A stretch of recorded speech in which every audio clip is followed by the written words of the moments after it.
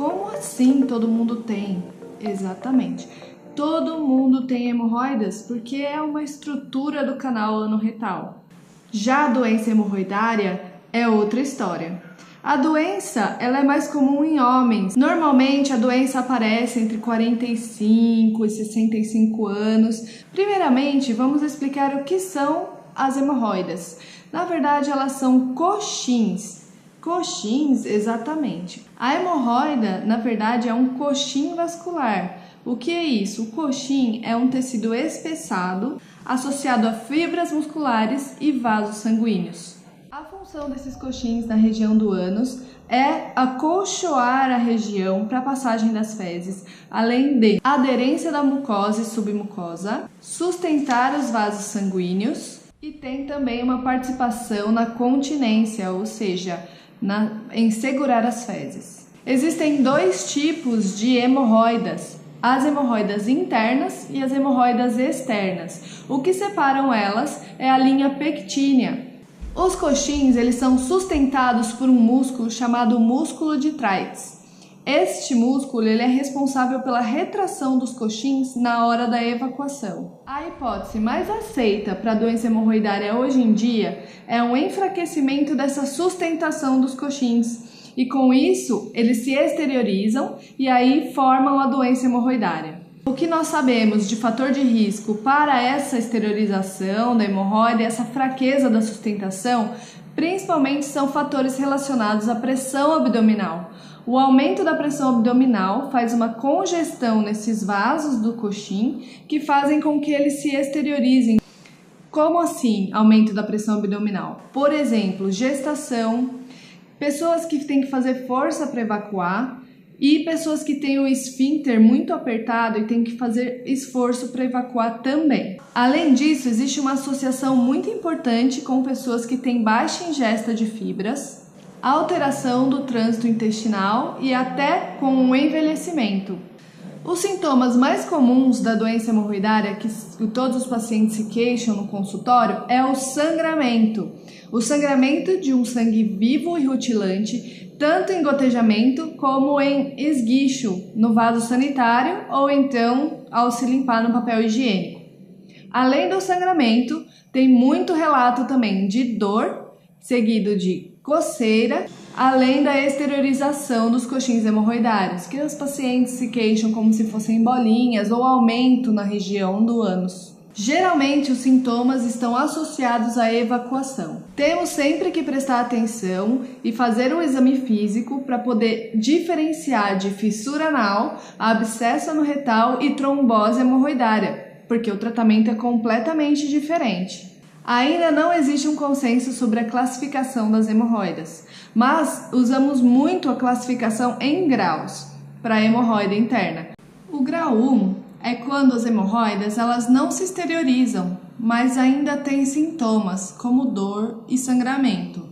O grau 2, aí já tem exteriorização de mamilos hemorroidários e aí eles retraem sozinhos, não precisa de ajuda nem manobras digitais. O grau 3 é quando tem extrusão dos mamilos hemorroidários e eles não voltam sozinhos, precisa de ajuda para reduzir. E aí o grau 4 é quando eles não voltam mais, ficam sempre extrusos. Vamos falar sobre tratamento agora. A primeira linha de tratamento é o tratamento não cirúrgico, ou seja, não intervencionista. Primeiro a gente começa a tratar com remédio, pomada, banho de assento e mudança de hábito. Se mesmo assim não tiver resposta ao tratamento, aí sim a gente vai pensar no tratamento intervencionista, que são as cirurgias. A primeira cirurgia que eu vou falar é sobre a cirurgia convencional, que é a Milligan-Morgan ou Ferguson ou a técnica mista. O que são esses tipos de cirurgia? São as cirurgias que tiram a hemorroida, tanto a interna quanto a externa, a partir do bisturi. Ela tem uma taxa de sucesso muito boa e uma taxa de recorrência baixa, ou seja, a chance da doença voltar é menor. É uma cirurgia que causa muita dor no pós-operatório e tem uma difícil recuperação. Depois da cirurgia convencional, a gente tem a hemorroidopexia. O que é isso? É a fixação dos coxins hemorroidários lá em cima, onde tinha enfraquecido, lembra? E como que dá para fazer isso daí? Dá para fazer com um grampeador, que é o PPH.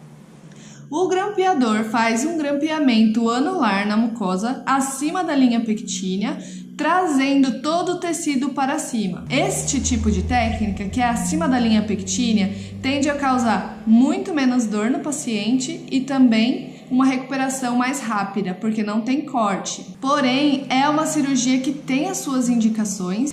A taxa de sucesso é muito boa. Temos a taxa de recorrência um pouquinho maior do que a cirurgia convencional. O terceiro tipo de cirurgia que a gente vai falar é o THD, que é a desarterialização hemorroidária.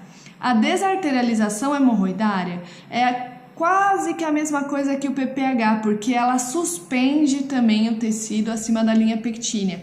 Mas além disso, com a ajuda de um Doppler, a gente encontra a artéria hemorroidária que está doente e consegue ligar ela. Ligando a artéria hemorroidária, o suprimento sanguíneo desse coxim vai diminuir, então ele vai murchar também. Além de suspender a hemorroida, consegue diminuir esses coxins hemorroidários. O THD também tem as suas indicações, não é para todo mundo, mas é uma cirurgia que tem uma taxa de sucesso muito alta e a taxa de recorrência mediana. O THD também é uma técnica que é para ser menos dolorosa do que a cirurgia convencional, porque também é acima da linha pectínea. E com isso, uma recuperação mais rápida também. Depois da técnica cirúrgica convencional, do PPH, do THD, nós temos a ligadura elástica. A ligadura elástica ela é feita somente para os casos iniciais de doença hemorroidária interna. Conseguimos fazer esse procedimento no consultório.